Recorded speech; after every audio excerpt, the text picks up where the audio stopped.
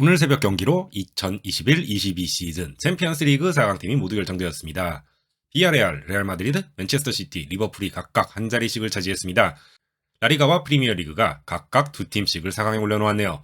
4강에 합류한 순서대로 한 팀씩 살펴보겠습니다. 가장 먼저 4강에 합류한 건 의외의 팀, 비아레알이었습니다. 지난 시즌 라리가 7위로 사실 챔피언스 리그에 명함을 내밀 만한 팀이 아니었는데 이렇게 운으로 얻은 기회를 통해 4강까지 진출하는 쾌거를 이뤘습니다. 그야말로 기적의 역사를 써나가고 있습니다. 조별리그부터 쉽지 않았습니다. 맨체스터 유나이티드, 아탈란타 등 비아레알 입장에서는 만만치 않은 팀들과 한 조를 이루었는데요. 비록 맨유에게는 2패를 당했지만 아탈란타와 1승 1무를 거두면서 조 2위를 차지했습니다. 마지막 경기가 아탈란타 원정이었는데 어려울 경기가 될 것이라는 전망을 깨고 승리하면서 16강에 합류했습니다. 토너먼트에서는 계속 어려운 상대와 싸웠지만 자이언트 킬링에 성공했습니다. 16강에서는 유벤투스, 8강에서는 바이에른 뮌헨을 만났습니다. 두 팀 모두 1승 1무로 꺾는 이변을 일으키며 4강에까지 올라왔습니다. 에메리 감독의 GPR에 끈끈한 수비와 빠른 전환을 무기로 카운터를 날렸습니다. 여전히 4강에서도 리버풀을 상대하기에는 역부족이라는 평가를 받고 있지만 16강과 8강까지 이어진 이변의 끝이 어디일지 지켜봐야겠습니다. 4강까지의 성적은 5승 3무 2패 18득점 11실점으로 4강에 합류한 팀 중에서는 가장 초라합니다. 거인들을 상대로 힘겨운 승리를 거두며 올라왔기 때문입니다. 공격에서는 효과적인 개인기와 스피드를 앞세운 왼쪽 윙어 단주마의 위력이 엄청납니다. 챔피언스 리그에서만 6골 2어시스트를 기록하며 팀의 공격을 이끌고 있습니다. 전방의 제라르 모레노는 연기의 플레이에 강점을 보이고 있습니다. 2골 4어시스트를 기록 중입니다.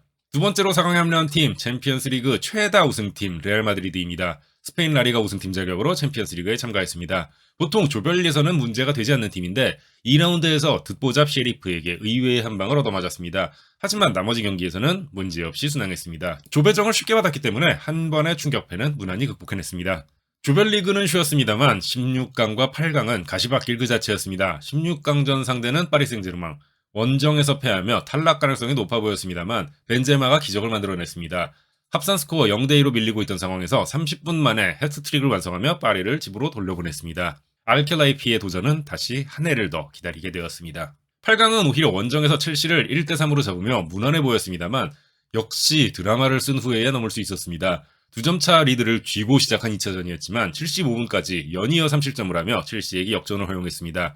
80분 호드리구의 동점골과 연장전 벤제마의 결승골로 힘겹게 4강의 한 자리를 차지했습니다. 4강 상대는 맨체스터 시티, 스페인과 잉글랜드의 챔피언이 만나게 되었습니다. 챔스에서의 성적은 7승 3패, 22득점 9실점, 무승부가 하나도 없습니다. 전성기의 마드리드처럼 압도적인 모습은 사라졌지만 이기는 방법을 잘 알고 있습니다. 공격에서는 두말할 필요 없이 벤제마가 압도적인 스탯을 쌓고 있습니다. 현 시점 발롱도르 1순위 벤제마는 언제 터질지 알 수 없는 공포의 9번입니다.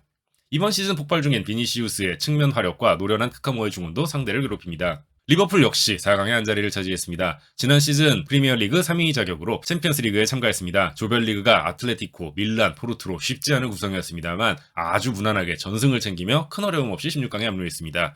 16강전은 생각보다 고전했습니다. 1차전 원정에서 인테르를 0대2로 잡으며 한결편하게 2차전을 준비했습니다만 2차전에서는 힘든 싸움을 계속했습니다. 라우타로에게 실점하는 등 막판에 어려움을 겪었지만 추가 실점을 막으며 8강에 합류했습니다.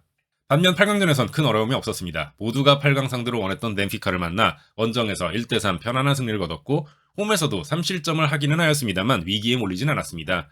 4강 합류팀 가운데 가장 좋은 성적을 갖고 있습니다. 8승 1무 1패, 25득점 11실점을 기록하고 있습니다. 토너먼트에 와서는 운이 따라 한 수 아래의 팀만 상대했지만 만만치 않았던 조별리그를 전승으로 통과한 점이 인상적입니다. 공격을 이끄는 건 리버풀의 스리토, 살라, 피르미누, 마네입니다. 위력이 예년에 비해 살짝 떨어진 감은 있지만 언제든 상대팀을 침몰시킬 수 있는 파괴력을 갖고 있습니다. 살라가 12골로 압도적인 득점력을 보여주고 있습니다. 마지막 4강팀은 잉글랜드의 강자 맨체스터 시티입니다. 지난 시즌 프리미어리그 우승팀 자격으로 챔피언스 리그에 참가했으며 지난해 챔피언스 리그 준우승팀이기도 합니다. 현재 객관적 전력으로 단연 유럽 톱클럽으로 꼽을만 합니다. 로만이 첼시를 인수하고 우승하기까지 9년이 걸렸는데 만수르는 2008년 맨시티를 인수한 이후 13년째 무관입니다. 올해는 꿈을 이룰 수 있을지 궁금합니다. 조별리그에서는 생각보다 고전했습니다. 파리 생제르맹, 라이프치히와 같은 조에 속했는데 두 팀과 각각 1승 1패를 주고받았습니다. 파리 생제르맹이 첫 경기에서 그룹 내 최약체였던 브리헤와 1무를 기록한 덕분에 조 1위를 차지할 수 있었습니다. 16강에서는 한 수 이상의 전력차가 나는 스포르팅을 맞아 무난하게 통과했으나 8강에서는 아틀레티코를 만나 고전했습니다. 1차전에서는 완전히 내려앉은 아틀레티코의 수비를 뚫지 못하다가 간신히 한 골을 득점했고 2차전에서는 물리적 충돌까지 동반된 격렬한 게임 끝에 승부를 가리지 못했습니다. 어렵지만 가치 있는 승리를 거뒀다고 봅니다. 6승 2무 2패 24득점 17점의 성적으로 4강까지 왔습니다. 맨체스터 시티의 최대 강점은 두 팀을 짤 수 있는 주전급 스쿼드입니다. 그 가운데 마레즈, 스털링, 칸셀로가 가장 많은 공격 포인트를 쌓았습니다. 칸셀로는 공격수도 아니지만 점유와 지배를 중시하는 꽈르디올라 시스템에서는 좌우 풀백이 공격적으로 중요한 역할을 하는 경우가 많습니다. 4강전은 한국 시간으로 4월 27일과 28일 새벽 4시에 열립니다. 어느 팀이든 챔스 4강에 들어왔으면 성공한 시즌으로 기록될 만하죠. 하지만 이번 4강팀 중에서는 비아레알을 제외하면 4강에서 만족할 수 있는 팀은 없는 것 같습니다. 오늘 영상은 여기까지입니다. 시청해주셔서 감사합니다.